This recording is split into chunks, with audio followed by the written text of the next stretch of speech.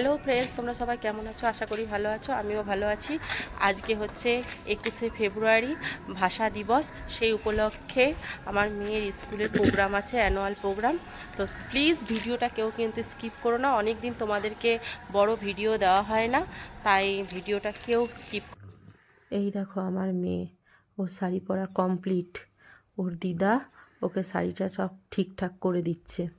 আর এইদিকে আমার মেয়ে হাতের মধ্যে মার্কার কালি দিয়ে সে হাতে লাগাতে হয়, সেই জন্য ওইটাও লাল রং করে নিচ্ছে। এদিকে তো আমরা স্কুলে চলে এসেছি। এটা হচ্ছে আমার মেয়ের স্কুলের প্রথম গেট। দেখো কত লোক, চারিপাশে দেখো মেলাও বসেছে। এ দেখো ঢুকে পড়লাম স্কুলের ভেতর। এটা ঢোকার পথ, দুপাশে দুটো রাস্তা করেছে, এই পাশ দিয়েও ঢুকতে পারবে, ও পাশ দিয়েও।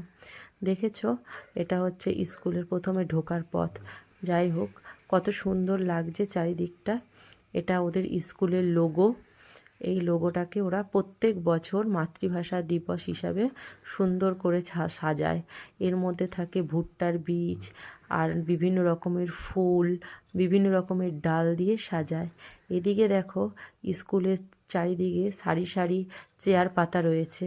দেখো কত চেয়ার। ওই পাশে আবার স্টল বসেছে, যারা খাওয়ার ইচ্ছা হবে তারা ওই স্টল থেকে খাবে।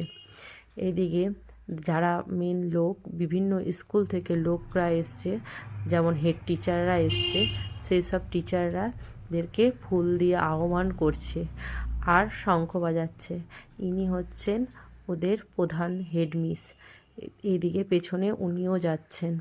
ওইটা হচ্ছে ওদের স্কুলের অফিস। দেখো কত সুন্দর লাগছে দেখতে। যাই হোক, এদেরকে মঞ্চে আহ্বান করলো।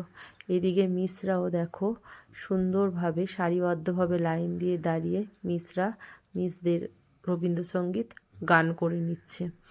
গান করে নেওয়ার পরেই তারপরে বাচ্চাদের এক এক করে পারফরমেন্স শুরু হয়ে গেল। দেখো এক একটা বাচ্চা কি সুন্দর করে পারফরমেন্স করছে।